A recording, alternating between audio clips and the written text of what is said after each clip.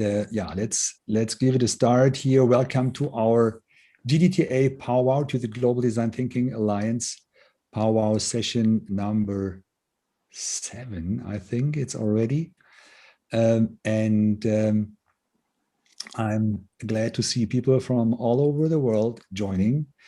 We have people from India, from United States, of course, from Canada, from where is Sebastian right now? You are in Africa or?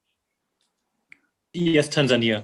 Tanzania, yeah. We have Raluca from Romania and lots of others. I'm happy that you're here. Yeah, welcome to our 1-hour session. And the whole setting is that we have our guests speak for half an hour. And then we open the discussion. You can leave your camera on, you can leave your camera off as you like. Later on in the discussion, we would like to ask you to switch the camera on again. But first, I think, Steffi, do we have another slide here for the little netiquette? So please write your questions or things you want to know in the chat. Later, raise your hands. If you like, you could hide the non-video participants. You don't need to, but it looks always better on your screen.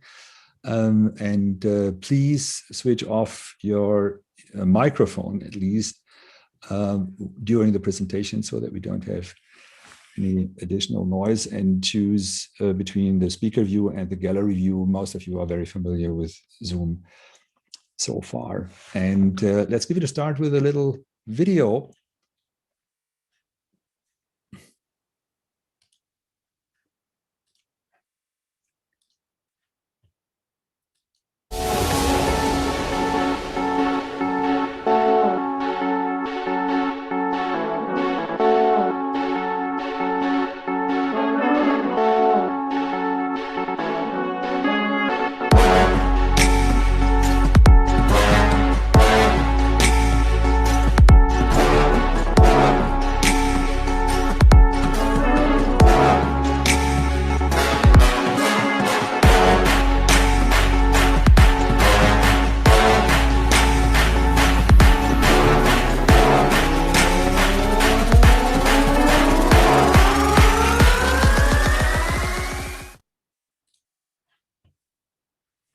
Yeah, welcome to our good old friends, I would say, Darren Meister and Natalie Mathieson. You are the Western University, Ontario, Canada, was one of the co-founders of the Global Design Thinking Alliance in 2017 at our DCON Festival and our 10th anniversary of the School of Design Thinking at the Hasso-Plattner Institute in Potsdam.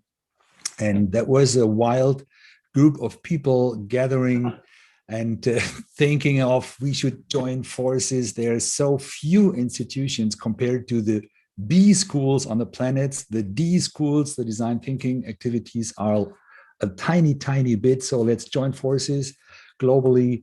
And Darren Meister was one of the persons joining the first round. And I'm really happy to welcome you here, Darren, and also Natalie, your colleague. You're joining a little bit later, and I'm really happy, and I think it is a great opportunity for a lot of the people who are listening here to learn something about an institution and bringing design thinking to a traditional university without having a D school, without having a Hasso-Plattner as a sponsor in the back, as we are in the lucky situation in Potsdam, and our friends at Stanford are also in the lucky situation, and our friends in Romania, Raluca, are also in that lucky situation, building up, but it's a small in Romania. But how to do that in a large university with a great tradition, and bring a new mindset into the academic setting. And I'm really happy that you're taking that chance now with the powwow to all of the participants to listen to Darren Meister and to Natalie Mathieson, how they did it. How did you do that? Darren, the stage is yours.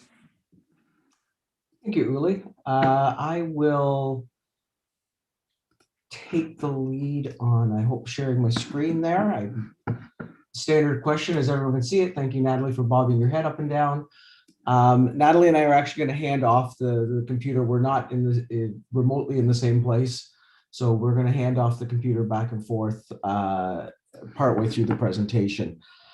Thank you, Uli. I think one of the things I would go back to 2017. I think I was very nervous in some ways when I was at the D Festival and we were founding GDTA, because it was like, my gosh, do I have to go find $50 million in a place to do something like this to start with? And I think this was the other path.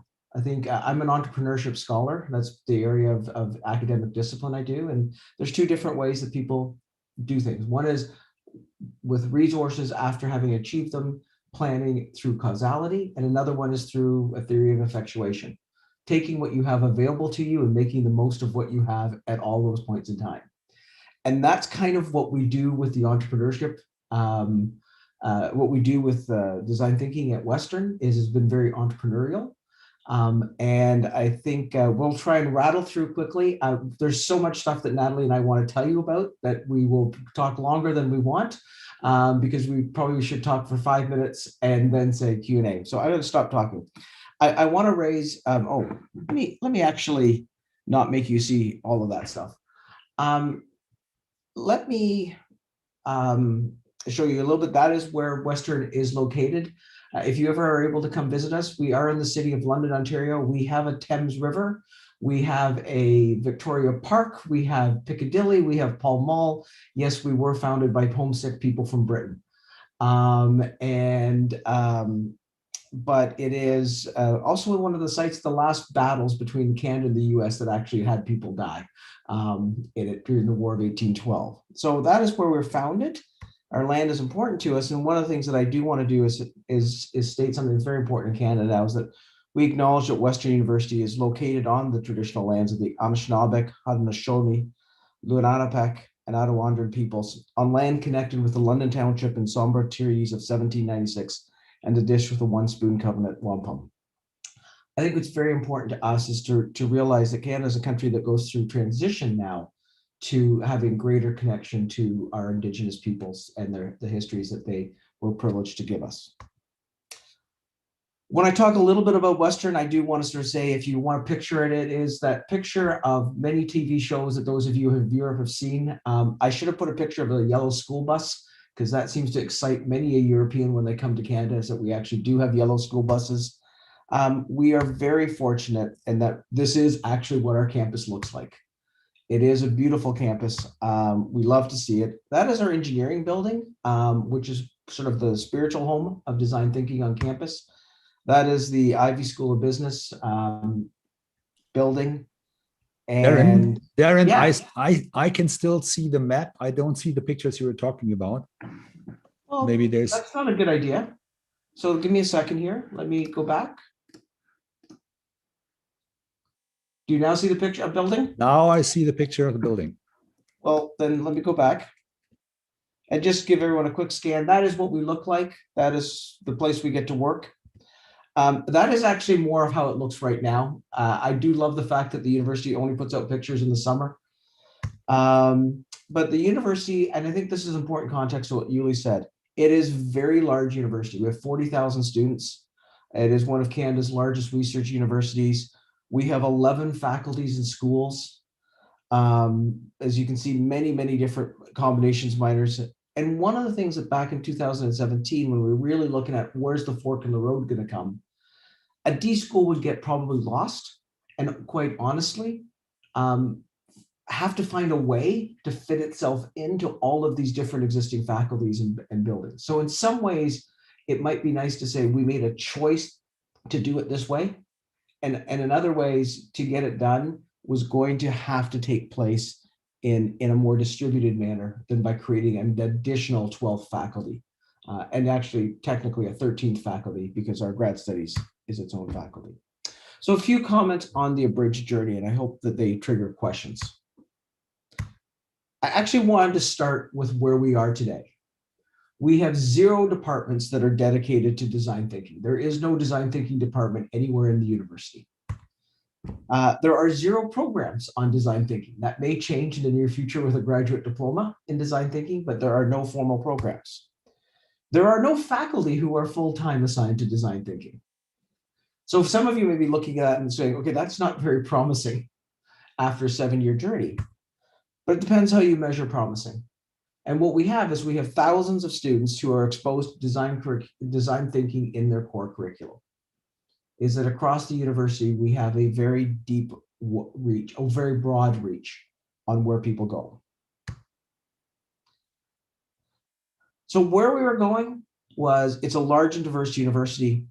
And the idea was to form it around the idea of making everyone, and everyone there is underlined to mean faculty, staff, and students. And the university president was one of the people who in about 2015 nodded his head and said, yeah, that's a good idea.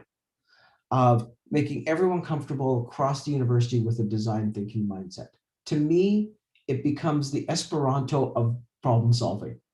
It's the language that if you come from an English background, if you come from an engineering background, if you come from medicine, that we all understand that. I think part of it is that we underline saying, we're supposed to use design thinking for wicked problems. But when your problems become interdisciplinary, almost by definition, they become wicked. When I was in private industry, one of the things that used to make me laugh is how 2 companies would often have totally different languages for the exact same thing. And now at the university, we have different languages for different concepts. And the first stage, often to understanding each other, is to explore those ideas. So this is a slide that I'm extremely self-conscious of because I put myself as a picture on it. And now I get to look at myself while I talk in multiple spots. But where did this start? It's really the gentleman in the bottom right-hand corner I want to give credit to. John Thompson is a name that some of you who've been around for a while may know. John was the vice chair of IBM. He is actually the person who sponsored Watson as the first R&D project. And John has been a strong supporter of Western for years. He's one of our graduates. And he created this chair that I got, which was to literally was to do good things between business and engineering. That was the goal of the chair. And we had the certificate program in engineering leadership innovation that was founded. And this, with the dean of engineering, bought into my idea that we should have a design thinking mindset would be core to what we did. And so that was there was a moment there of we had to make that work. And so while we often like to say we didn't have the big donation, we had somebody who bought time for me to become an advocate. And then we had sort of 2 basic operating principles, which I did get buy-in from deans and senior people above me, which was we're going to take every opportunity to add design thinking to every program would be considered. If anyone said to me at any point in time, hey, can you come over to medicine and tell us a little bit about design thinking, I would be there. And because of John's donation, I had the time to do that. And that I want to emphasize that element to it. And that we would not try and create everything on their own. We would not at any point in time care whether or not there was a banner. And I will tell you, the dean of engineering at the time was a fantastic sponsor, but sometimes the dean would get nervous. He'd be like, yeah, but you're doing this for science and it's going to become their thing. And I would be like, that's a good thing for us in the long run. And that is a difficult perspective sometimes in a university environment. So that became our 2 operating principles. And I would say to this day, it's still the rules. And I think when Natalie and I work together, she probably sees those come to life a lot to this day. This is my slingshot of what some of the things we are doing now is, and Natalie's going to go into some more detail of them. But we have this, the course for the engineering certificate still runs. It still operates, it's kind of core. But more importantly, engineering, we've migrated most of that material, almost that entire course now has moved to our first year engineering design course. So every engineering student basically has a substantive education in design thinking. we created an interdisciplinary PhD course across campus to be added to everyone's program. The classes loved it, the administrators hated it because it was a really difficult thing to fit into people's timetables, and it died due to a lack of funding. Some things die. We worked with Western Entrepreneurship, which is our campus-wide group of trying to take ideas and make them bigger. What they found is lots of people had ideas, most of them weren't very good. So what we wanted to take was vibrant minds that were keen on making problems and give them tools on how to make their ideas better. Ivey, which is our business school, slowly we created electives in every program, and then that material migrated back into the core. So now every student who graduates from Ivey has had basically at least a week-long program, a design sprint in using design thinking. And it now also provides the backbone for the capstone formally of all of our programs' end-of-year projects. So everyone's final term projects are kind of designed on do this using design thinking. And then we are doing all sorts of really cool things around campus. And I want to turn that over to Natalie to introduce those. Awesome, thanks, Darren. All righty, can you see that slide okay? Great, thank you. All right, so I helped Darren bring design thinking offerings to various corners of our Western community, and I'm going to share a couple of examples of how we're doing that and also how we're pivoting throughout the pandemic. So the first example I want to share is a program called the RBC Design Thinking Program. Now, Darren mentioned we don't have any centralized programs for our students, across all faculties to take, but we do have a new program for top second-year students from all different disciplines across campus who spend a term learning about design thinking and learning related technical skills in these synchronous virtual sessions led by Darren and led by experts in industry.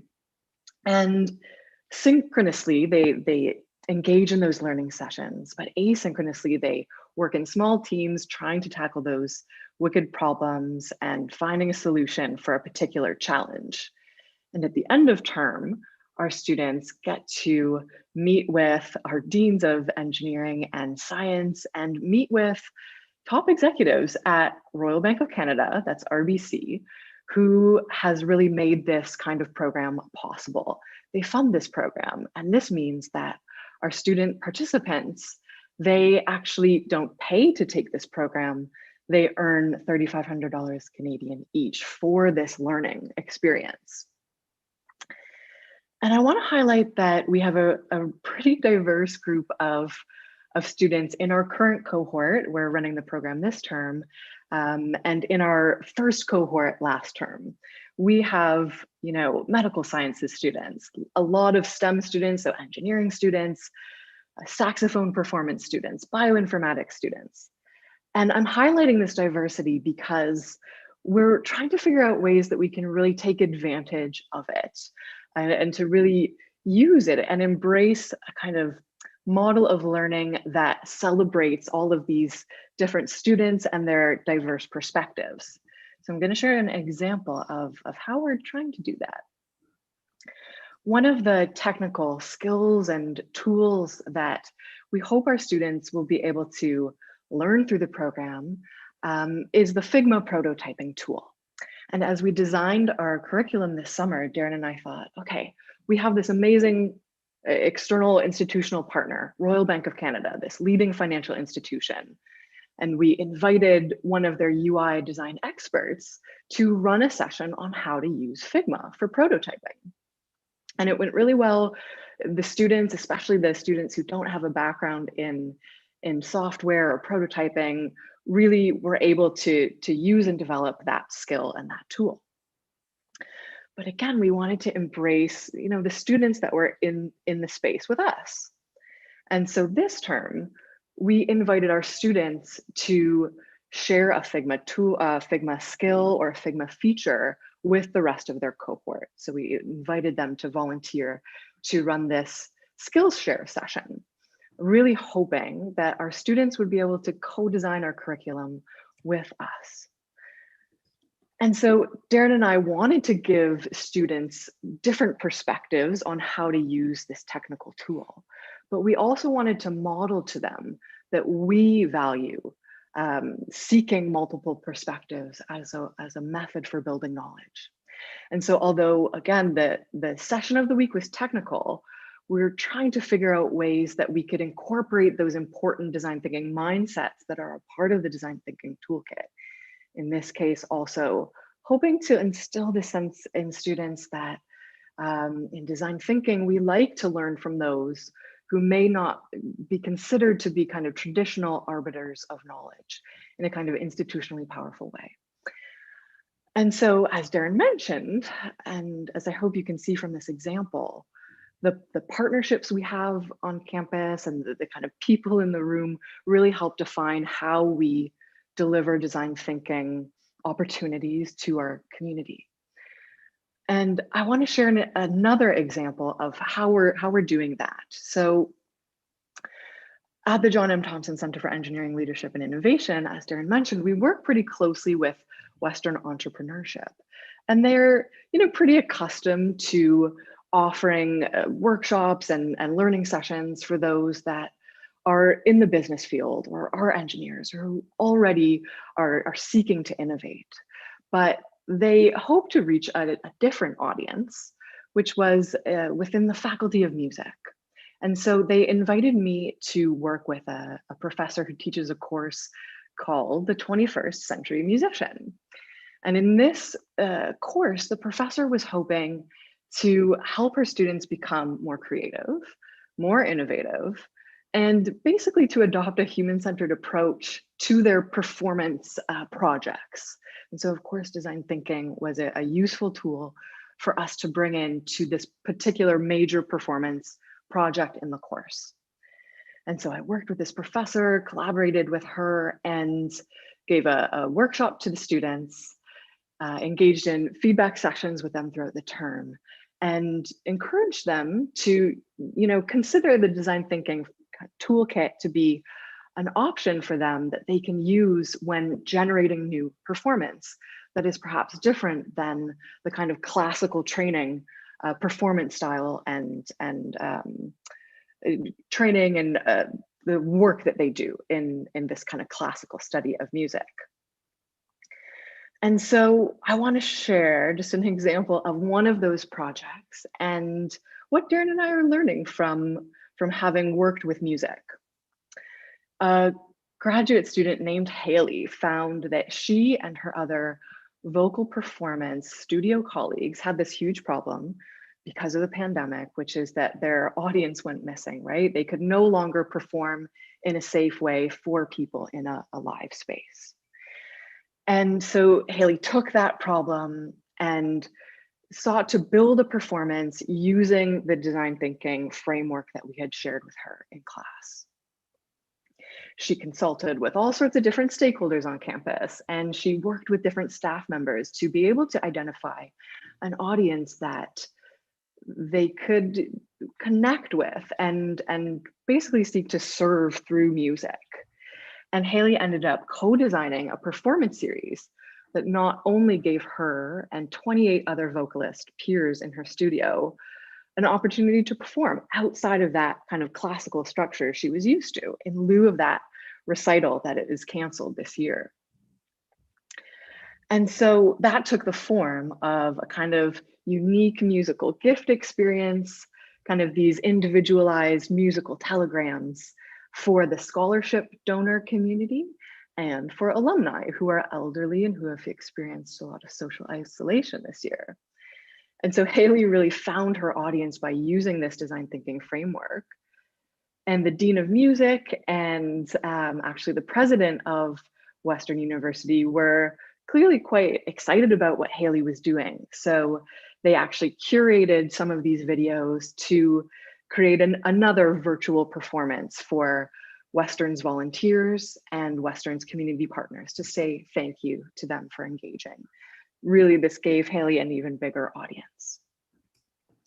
And in debriefing with this student about her experience using design thinking as a way to generate a new performance, she reported that, parts of the design thinking process and different mindsets were familiar to her, but it was, in her words, connecting the dots that really made a difference for her. It was this collaborative problem-solving framework that helped her iterate, that kind of liberated her to experiment and invited her to reframe failure as a generative thing. And so Darren and I are taking this encounter with the Faculty of Music and trying to mine this relationship between, performance methodology and design thinking, because of course we see that design thinking kind of draws from and relies on methodologies from performance, think role playing, improv, but how might the arts benefit from design thinking work? How might design thinking provide a kind of new framework for generating performance, particularly as the arts kind of fall into deeper crisis because of the pandemic? And so up next for us, we're chatting with folks from theater studies to figure out how design thinking might be useful for those students at this time. And recently just got a request from a professor from medical sciences who is hoping to design a full course for her medical sciences students, completely dedicated to design thinking, actually at these students' request. So really curious to hear from you if you have any ideas about how we can further mine this relationship between the arts and design thinking and continue to kind of grow how we offer design thinking on our campus. And I'll send it back to Darren. Thank you.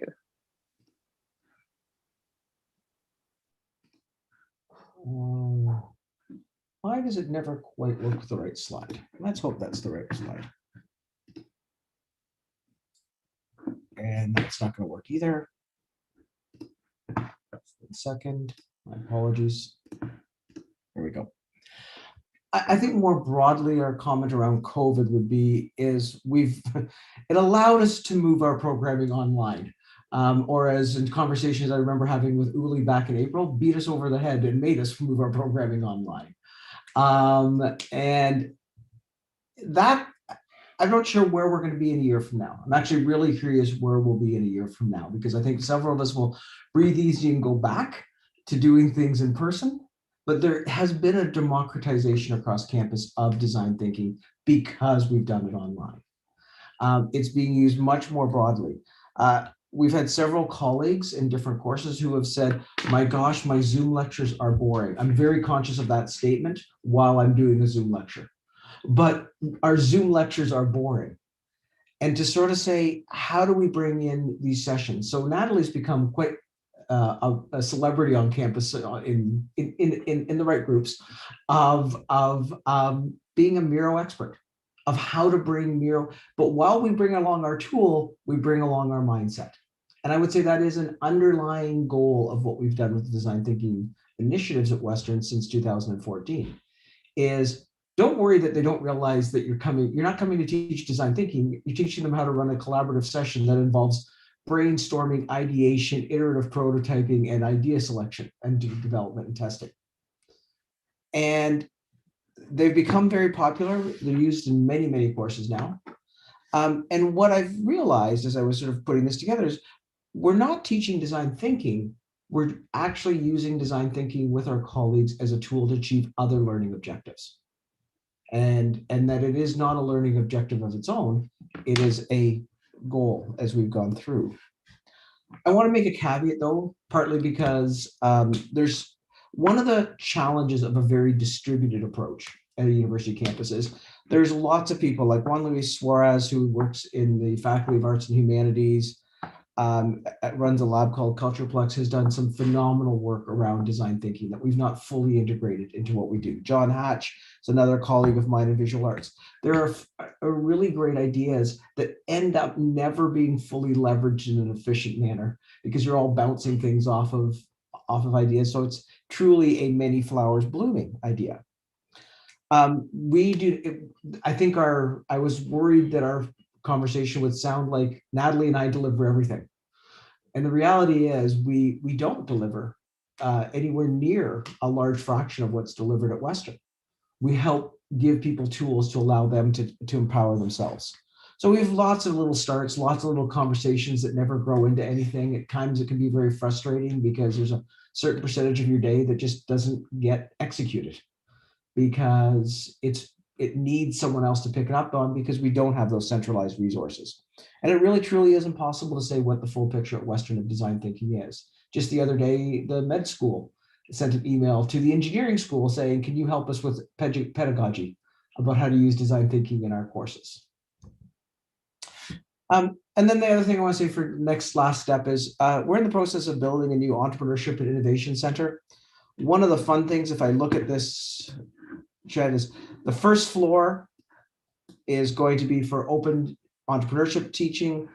The second floor will have a series of workshops and maker spaces that may look very much like things that I have seen at the design thinking school, at the D-School in Potsdam. But the part I really like is that floor and that floor are currently empty, going to be empty space. And I keep telling the dean and the president that I really think that would be nice if that was a design thinking space dedicated, not just to entrepreneurship, but to problem solving across. And we'll see if we get there with that. Finally, just a couple of lessons and then we'll turn for questions. For me, one of the things I have truly learned, if you adopt this type of approach, do not have a sponsor on campus. Literally every senior administrator above me no longer works in their role at Western that they did before. And I come from two different faculties. I'm cross-appointed between business and engineering. Both deans, the provosts, the vice provosts, and the presidents have all changed. I cannot, and so multiple sponsors constantly keeping, a person who was a faculty member who I kicked back with and talked about how to bring design thinking to science in 2013 is now the Dean of Science and one of our biggest leverages and one of our biggest allies. So there is that many sponsors, if you're going to adopt this approach, many different people have to be thinking what you're doing is interesting. The financial sponsors, RBC and John Thompson, for creating space for us to have the time to do things. As all of us know at a university, it's always a problem. The biggest thing I suggest to people in Canada when we do these sort of things is latch onto curriculum.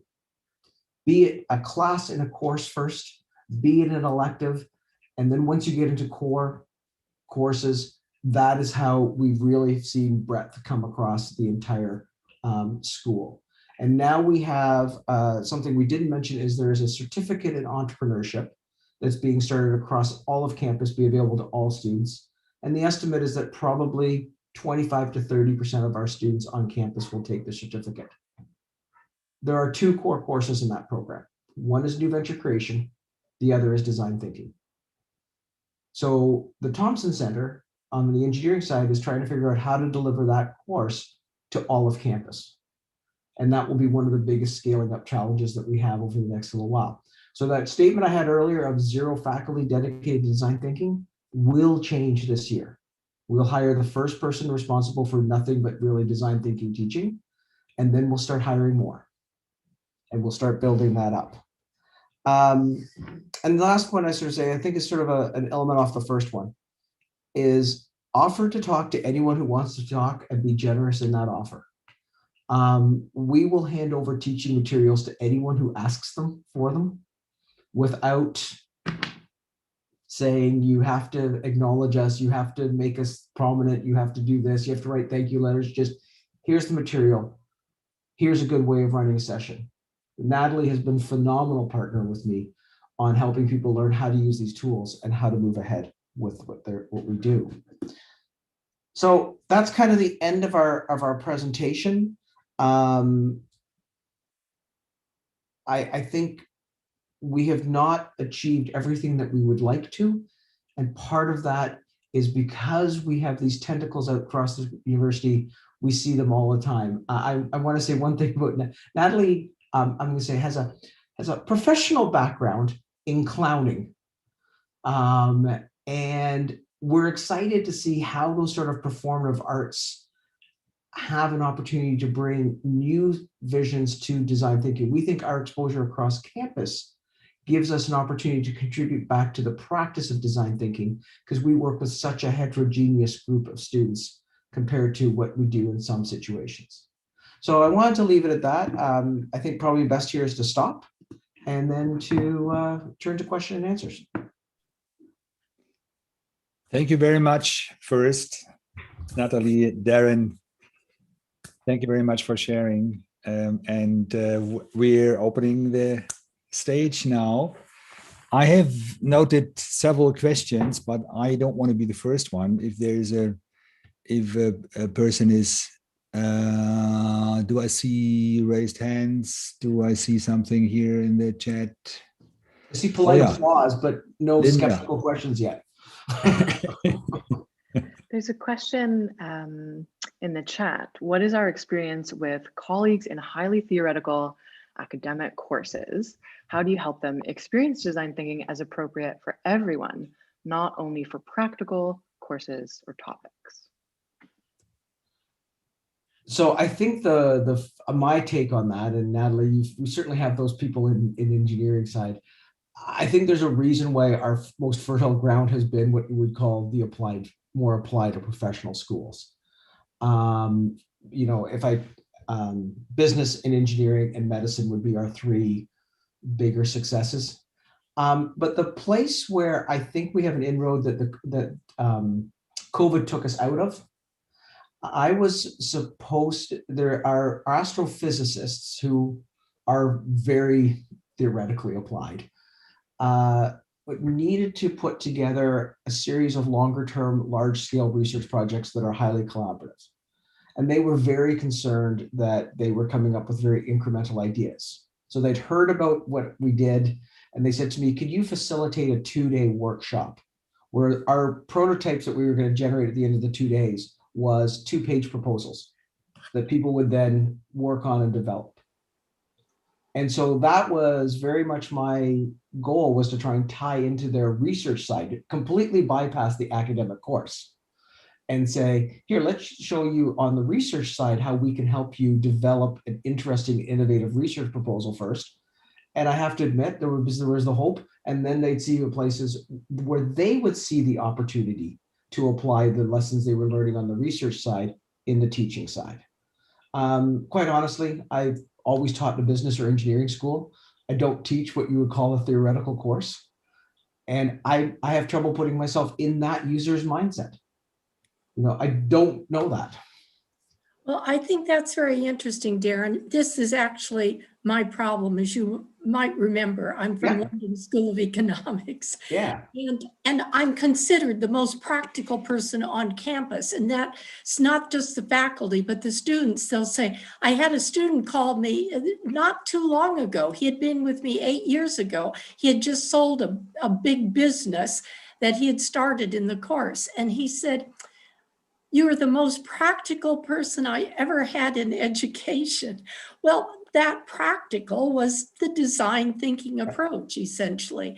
And to me, it doesn't seem that practical because, yes, it is almost commonsensical, but I do have a huge barrier talking to other colleagues about how it's really for everyone for problem solving, because primarily, particularly at a school like LSE, the barrier mindset wise is very big because they rely on other experts as their only point of discussion. And if you always have to have a hierarchy of experts that have to be quoted and countered, etc. So I'm still thinking very hard about it. I do like the idea of looking at it from their research and sponsorship funding side. It might show them being practical is something that has a meaning beyond that. But thank you for Yeah, I would say the other part in engineering, when I first started over there in 2013, so I was a full-time faculty member in the business school, but my PhD is in engineering. I just happened to do neural networks in the early 1990s when that was not an interesting topic to anybody. And so I moved over to the business school. And when I came back to engineering, they would say, what's this design thinking? Like, we do engineering design. And I honestly was looking at it going, so you do design thinking. And then to my great surprise, design to many people meant we wrote equations out, right? And I would have students, the course that I was teaching was a non-technical elective. In Canadian universities, engineering students have to take a series of non-technical electives. And I would have engineering students at the end of it say, this was the most important design course I took in engineering. And I'm kind of like going, and I went to the dean and I said, there's a problem. There's a problem if the most, for them, they perceive as they're graduating, important design course they take is a non-technical elective. We've done something wrong. And that was what the impetus with the dean and the associate dean to move the material slowly out of my elective and down into the core course, which is taught by a team of 16 faculty. Because it was like, yeah, we need to get this user-centered perspective at the core of what we're doing. Because it is good theory. This is where I would collide, right? Theory and engineering is not just math and physics. Theory and engineering is also around the psychology. I would hope that people like Don Norman have ended that debate that user design is purely technical. But it hasn't, because that's not how we get tenure. Anyway, Hoda. First of all, I want to thank you because we're going through something very similar. And I was questioning whether what we were proposing was going to work. So thank you very much for sharing your experience. It's giving me a glimmer of hope. So yes, thank you. I can see you're doing fantastic work. I had a question in the chat about tools and materials that work best with faculty, as you mentioned, all these visits to departments and meetings and what's the hook? What in your experience has worked and what hasn't, and what kind of materials do you share with faculty so they can take design thinking forward into their courses after you've engaged with them? Natalie, do you want to take that one first? Because I think you've... Yeah. So an idea that Darren has that we'll likely be able to tackle in the summer is to create a database just to really make these available to all of these resources available to everyone and kind of figure out, how to be able to kind of think about curriculum and learning objectives and almost kind of just put some kind of group of tools, tricks, different processes that might fit in with those learning objectives. So I think that we're kind of excited about that database just so that it's ready for them to use beyond that kind of one-to-one consulting model that is kind of the main way we've been offering this kind of support to faculty so far. Darren, do you have any other thoughts? Yeah, I mean, I think we sort of will often I'm very comfortable with faculty of sort of saying, I'll come in and teach your class and do it the first time, right? So I have a colleague who teaches a finance course in fintech.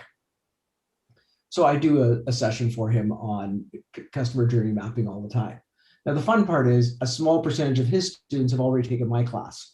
So I actually make them the group leads in the class to help that process. But a lot of it is, I think we're getting to the point where our ground to ground effort, where it's me working with you and sort of handing over the materials or delivering it, we're kind of ending that opportunity. And that's why if I want to start to do stuff that was in the back of the head, so the Thompson Center in Engineering, I was the director of before I became the associate dean over at Ivey. And we created a graduate diploma there, partly to create a revenue stream that would allow us to hire faculty that did this. And then to start to build those materials. The other part is the partnership with RBC. I think we have this loose long-term goal that this is material that we will develop and share across the country with other universities in Canada. and we're not sure that's what's going to actually happen. I think we have to evaluate the program, the prototype that we're doing now, but I think we're all very pleased with where we are so far with the results.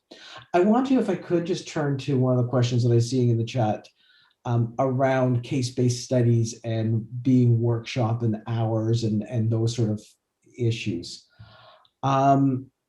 So Ivey Business School, for those of you who don't know, is the second largest producer of business cases in the world. The largest is Harvard, and they're a large percentage ahead of us. And then the next one is Ivey, and we're a reasonable percentage ahead of the next one. So CASE is Ivey. And so I have to admit, for quite a while and well tenured, I just didn't tell people that I was running workshops instead of cases. Right. So one of my concerns has always been is that we actually do a lot of design sprint work in the class rather than proper design thinking. Sometimes, you know, students think every design thinking methodology takes 80 minutes or less to accomplish. And so we have large projects that allow you to stretch those out. I think the fair way of saying it would be I have had to adjust what I expect students to do outside of class and increase the amount of work that they do on their own outside of class. So I'm very happy to share with anybody sort of the 6-year iterated version of the syllabus that we have on how to hit these different benchmarks. The course has also now been taught by 4 different people, so I feel a little bit comfortable. It's not just the Darren Meister course and how that works. We've had to iterate on, here's the first set of deliverables, here's the second set of deliverables, but it's a lot more work outside of class than inside, but I had to lose some other stuff, right? I used to love to give students 3 readings every week, and we had to lose those things. So that's an opportunity. Thanks, Darren. Lucky, you had another question? Because I have a question to Darren and Natalie, connecting to what you were talking about. Since we spend so much time and effort also in setting up a collaboration space, the team space, and how I have the question: how are you handling that? I imagine that the university is not providing you with team spaces, with laboratories in a way, with kind of workshops, but I might be completely wrong. I have a hard time to imagine in a normal university how to get a project-based learning with team collaboration really to run off. You know, how do you do that? Natalie, do you want to go first? Well, I joined Western in May 2020. So I've only been engaged in this role since the pandemic started and lockdown started. So I've only seen the kind of collaborative team model happen online, just completely virtually for everything that we've been running. So that's kind of my preferred space now is just these kind of asynchronous and synchronous moments built into the team structure. And for me, it'd almost be the flip side of thinking about how we actually do this in real space now. Darren, how about you? So maybe the old guy now will say how we used to do it in the old days. In other words, April of 2020. We have a fair amount of flat space in the building. Our challenge and certainly in Ivey and engineering, for example, there's a building in science that's about to be completely renovated because it actually has tables that are literally bolted to the ground. And those spaces are becoming rare at our university. But the biggest problem we have is actually supplies. So we have lots of open spaces, but it's supplies for running in the thing. And I kind of really wish I had taken a picture of it. I like doing woodworking. It's kind of my hobby on the side. And so I have built a variety of carts that I have prototyped over a while that I use to wheel around places. And for example, my first cart had about a 2-inch wheels on it because that was fine for moving around the building. And then it snowed and I had to go between 2 buildings. So I now have sort of these 4-inch wheels with treads on them to go between buildings. And so that's a challenge that we're trying to build into buildings, Uli. And I often will go to meetings and show HPI and say, I want this. And sort of say, and they're like, well, we can't give you that because, you know, it's a shared space and everything. Okay, as close to this. And so in this new entrepreneurship building that I was showing you, we will have lots of small cubbies for students to put work in. And I said, but can I also have a couple large cubbies for faculty to store supplies in? So those are keys. The other part is we're learning from you guys of how to be portable. I like the card idea. I think it's a very good one, a very good inspiration for others also, to put together a card with the material, with all kinds of prototyping stuff on it, and then move around, you know, and get bring the space to the people. For those of you who tool chests from like that you would buy from tool manufacturers that are for job sites, I actually have a toolkit set up like that I take on the train when I go teach in Toronto, when I'm doing executive education.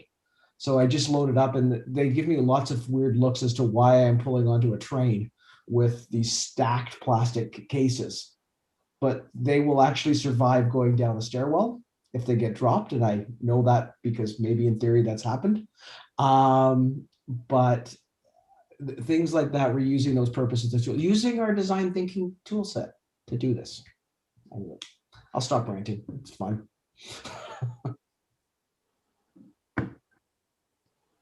Christina Barr was writing you want to put your question here in person?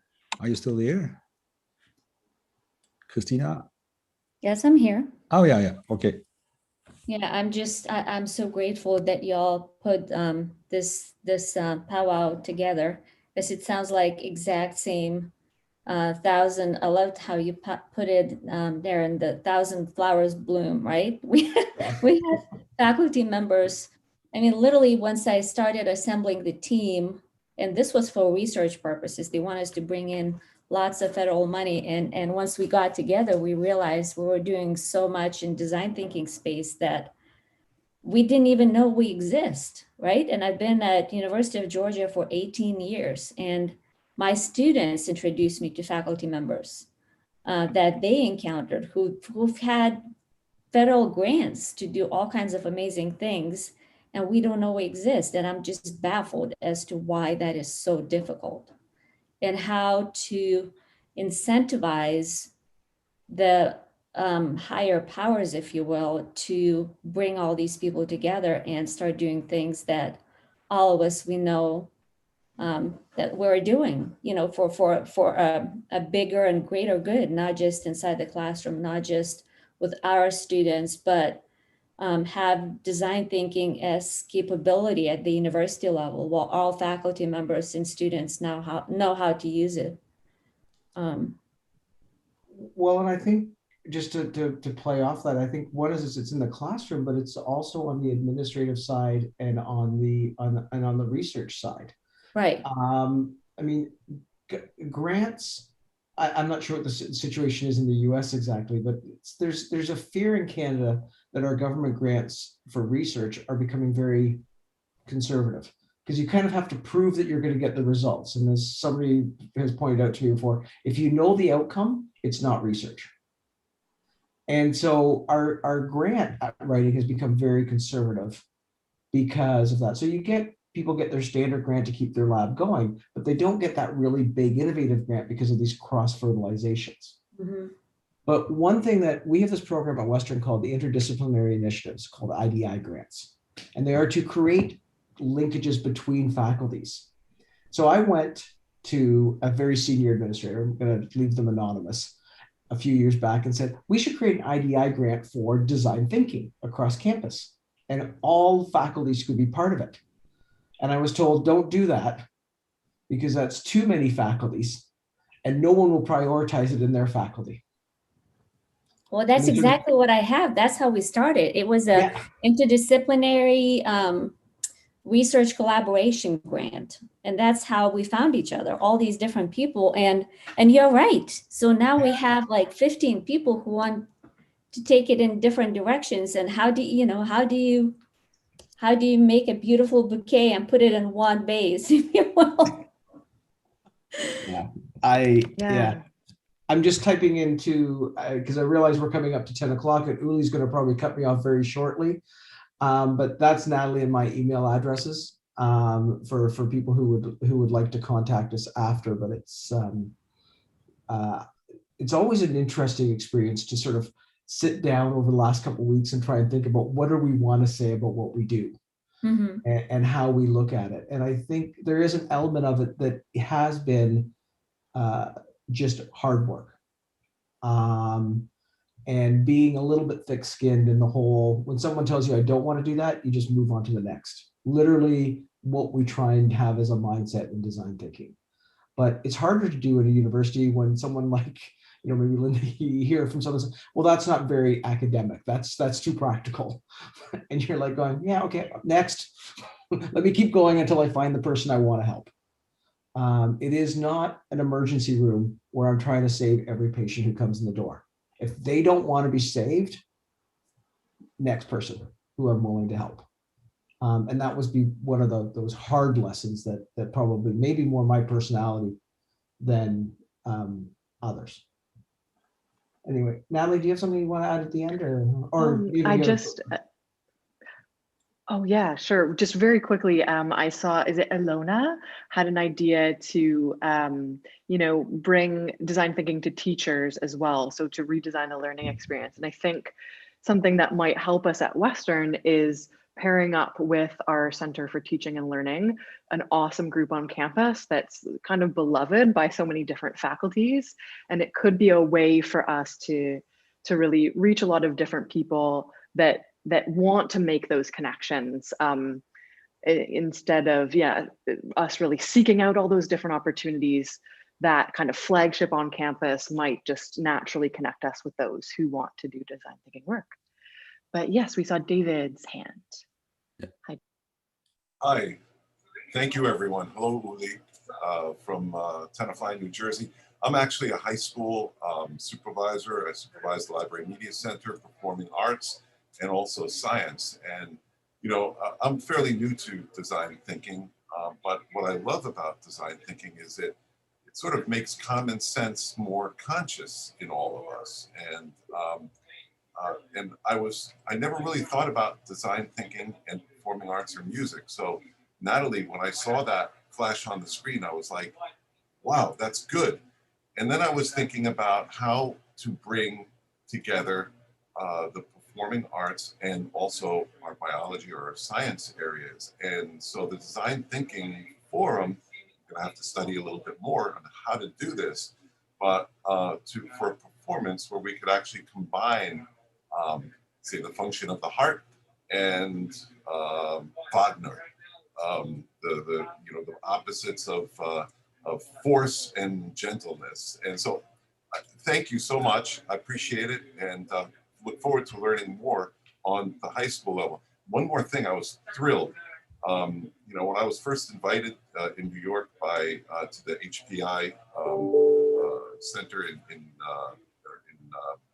New York City by Joanne Halpern, that's when I first learned about design thinking, which was not too long ago. And now it's actually appeared in the New Jersey science standards that we have to have design thinking embedded into the curriculum. So thanks everybody, I appreciate it. And thank you for allowing a little high school person to be with all of the university folks out there. Thank you. Thank you. Thanks so much, David. We'd love to chat with you. And sorry, Uli, go ahead. No. Yeah. Oh, go ahead, Natalie. Oh, sorry, really quickly. We're also going to try to explore, what you're talking about, David, that connection between the arts and maybe engineering or science, because right now we're seeing, how can this apply here? How can we borrow that here? But what does it look like to get an engineer and, a music student together? And there's a prof at University of Waterloo in Canada who did just that, an engineering class with music students to develop musical instruments that are accessible for people with disabilities. So lots of exciting work going on that I think would be great to explore together. I'd love to just add quickly, I also study a teaching methodology, which is also in here in New York City, called the Aesthetic Realism Teaching Method, which looks at the opposites. I could put the link in the window. It's a beautiful method, which I don't know if I have the time to do that, but I'll certainly try. It's a method that looks at the opposites and the aesthetics that are existing. The same opposites that exist in Wagner could exist in our heart or in our personalities. So we can be, you know, and so how art can show us how to be, and beauty can show us how to be. So thanks so much. I'll put it in the window. And I have Thank you, another David. quick question. Last question. Okay. Yes, joining the alliance, how should we go about doing that? It said reach out to us. Oh yeah, just send me an email, and I put my email address here in the chat, and then we'll look from there. So since I heard my church bells here ringing that it's 4 o'clock and we are usually trying to make it sharp 1 hour, so I would officially close the session here and thank you all very much for participating, and especially Natalie and Darren for sharing their insights and their learnings through the past years, or actually Natalie, the virtual year. And it was great. I have several other questions which we hopefully can discuss later in our private session. I would like to ask Steffi to share the slide for our next GDTA powwow, which is planned, and the person who is sharing is already here. It's Raluca. We'll have on March 18th, we'll have the Design Thinking School of the University of Sibiu there in Romania. And Raluca, who is with us here together with her colleague, she will share about their first activities there, also partly virtual. Actually, they were a little bit overrun by the pandemic as well, right in this construction process.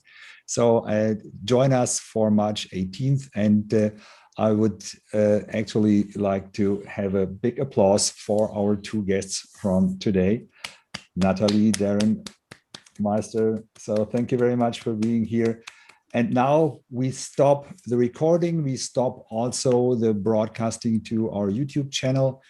And we continue. If Natalie and Darren, you have some more minutes for a kind of private fireside chat, then we can continue now here.